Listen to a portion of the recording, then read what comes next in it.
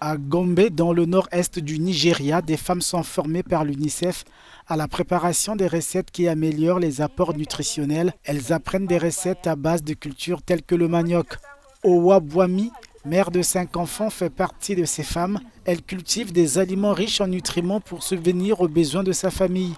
Cette veuve de 50 ans a failli perdre son petit-fils, touché par le kwashiorkor en raison d'une mauvaise alimentation. Mon petit-fils souffrait de malnutrition et de kwashiorkor.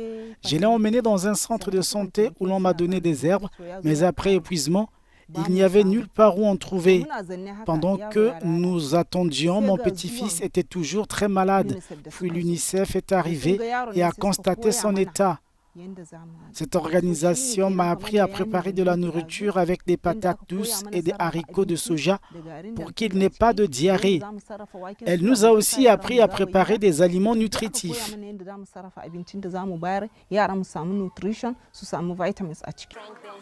Au Nigeria, en effet, plusieurs enfants sont victimes de la pauvreté alimentaire chronique et sont de facto touchés par des retards de croissance, selon l'UNICEF. Le taux d'allaitement exclusif dans l'État de Gombe est de 20%. Seuls 25% des enfants reçoivent un régime alimentaire minimum acceptable et le taux de retard de croissance est de 52%, ce qui signifie qu'un enfant sur 2 dans cet État souffre d'un retard de croissance et que les enfants de 6 à 23 mois sont confrontés à une pauvreté alimentaire chronique. C'est ce qui a poussé l'UNICEF à lancer un programme nutritionnel dans le nord du Nigeria.